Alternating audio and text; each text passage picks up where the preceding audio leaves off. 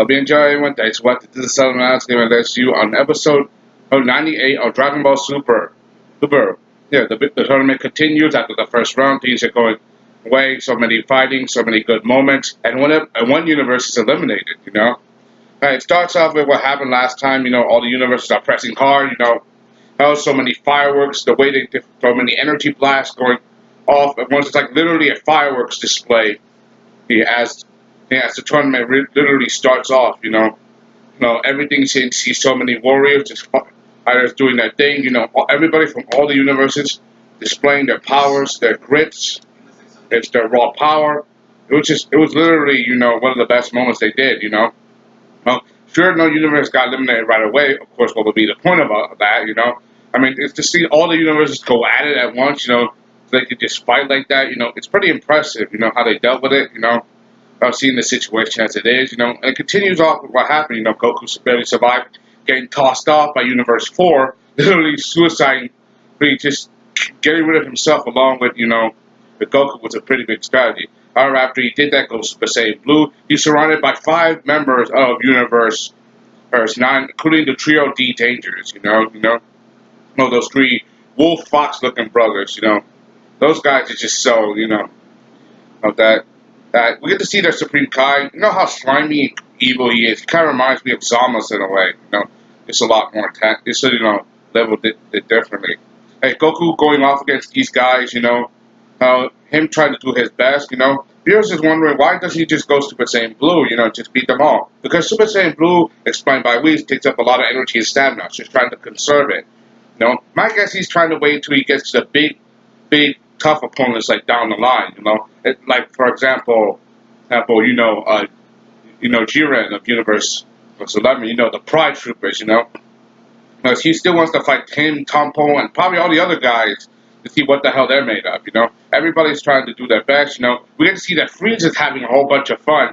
I just totally found this bat-looking dude, this bat-looking guy with a third eye just blast his wing, calling him his play toy. Frieza's not even trying hard to win. He's just having all kinds of fun. And remember, he can't kill his opponent, but he can make his person's life a living hell. Seeing Goku fight against the trio D Dangers like this, as all 3 Wolf Bros, he knows what their ins and outs is, how they fight, how they work together, how they choreograph themselves, and the way he handles himself is very well. I mean, he knows that he has to win, but he can't use all his energy at once. Even though he knows he could probably go easily, but he wants to take his time to see what they got. And one of the clever moments he did was when he was fighting against Lavenda, one of the trio dangers that used poison against Gohan. He's able to come up with a barrier, and I got this right away. Kind of reminds me to the barrier he did when he and Vegeta were Vegito the first time, and they got absorbed by Majin Buu. But when after they got absorbed, or they just destabilized. I hope that nothing crazy happens like that. Seeing the situation as it is, how powerful it was, it kind of reminds me of that moment, how he used the barrier. Of course, it didn't came up to them being separated and don't go back to being Vegeta like that. But the fact that he's able to counteract this, is pretty impressive. And he and Gohan thought this all up, And this whole episode, mostly focused on Goku, Vegeta, mostly Universe 9, seeing how they handled it, The fact that they focused on Goku, because Goku being, the object of hatred, seeing how they did this, it was pretty impressive how they handled it, Especially when the Trio D Dangers used their what you call depth triangle,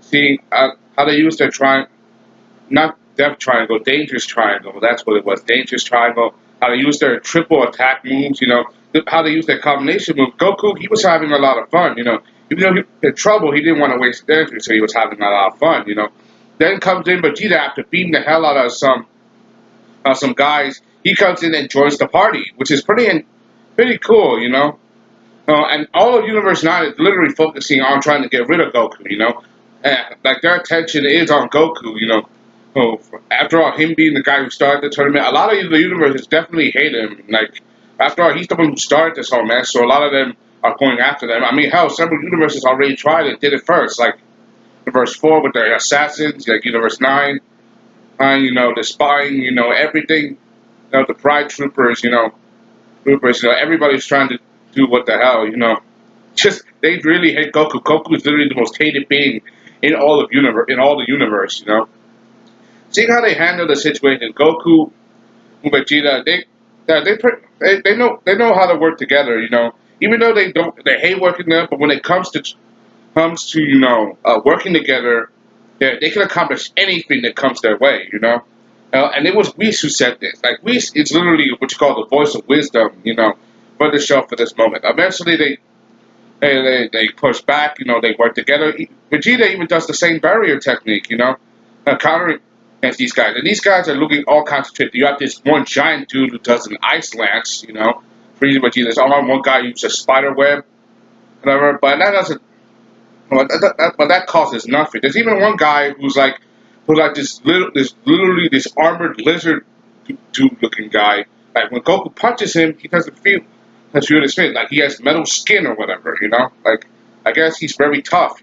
But it looks like he doesn't not very strong. However, eventually the situation comes around. Like when one of them tried to knock out Vegeta, this cat girl looking thing tried to knock out Vegeta. He ducks and he knocks out Lavenda of the Trio D Danger, the poison guy. They were to Goku sees opportunity and goes Super Saiyan, knocked one guy, two guys out at once, which is pretty impressive. Vegeta sees disadvantage, and literally knocks the other guys. He goes Super Saiyan 2 eventually, saying something like that will never work on Vegeta-sama. Like literally saying, "Don't underestimate me. A weak trick won't work on me." Like you gotta know how badass Vegeta is. The fact that he doesn't, how to hold back. He goes all out in the fight, whether he gives it his full strength or not.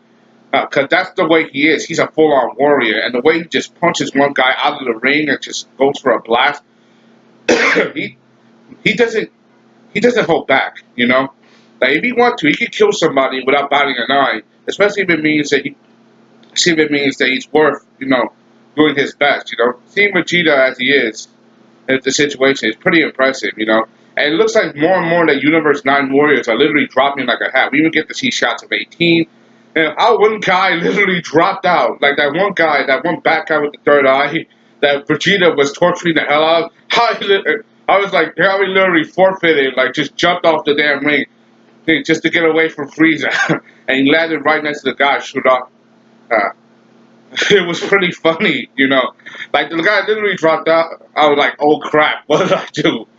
You gotta love like the humor in all this, the humor and the finesse in this episode. You gotta love how they did it because they combine action, character development, like dragging out the episode, the way they compliment each other, and not to mention the funny moments like that. That was just funny.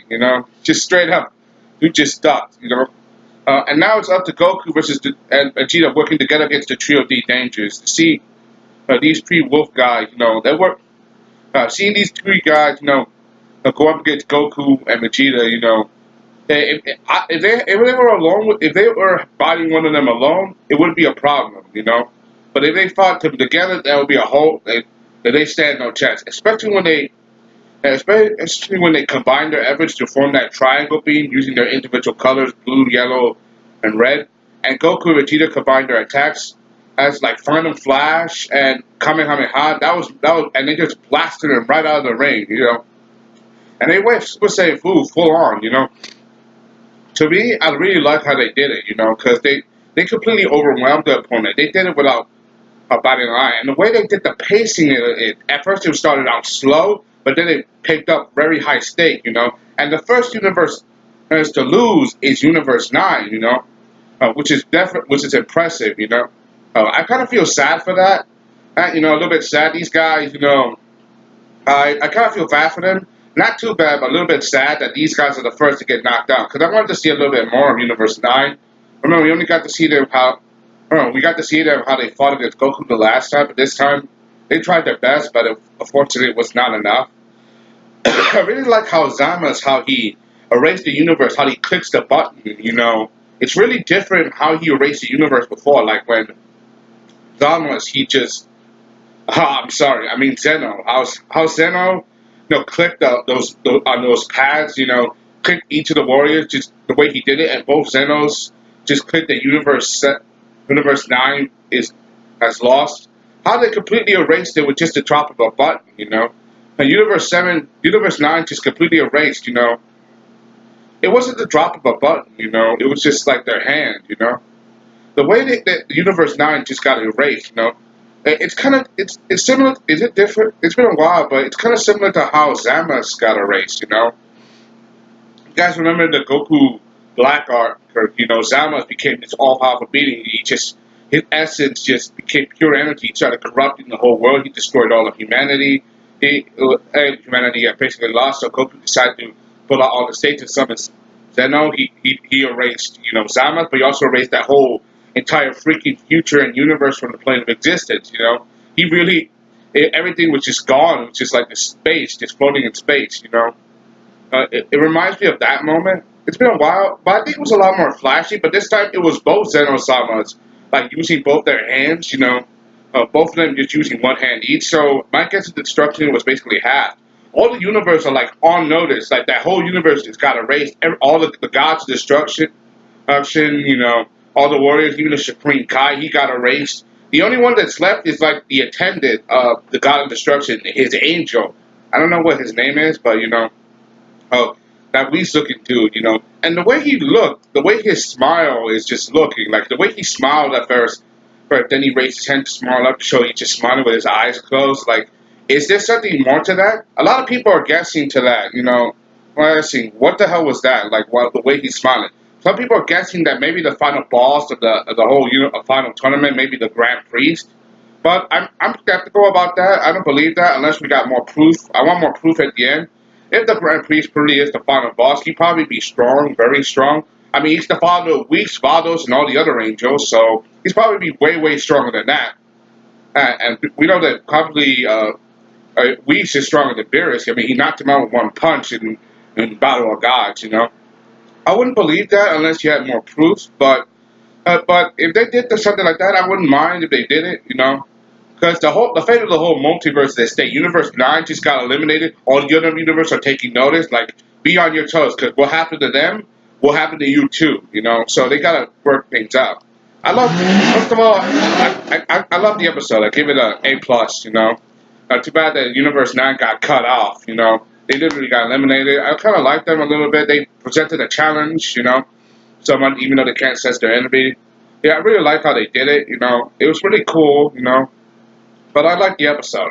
Anyway, that's all I gotta say. Hope you enjoyed the episode. Subscribe. Thank you. I'll put my other video on very soon. See you guys next time. This is Son of an Ass Game, and let's view on Dragon Ball Super episode 98. See you guys next time. Bye.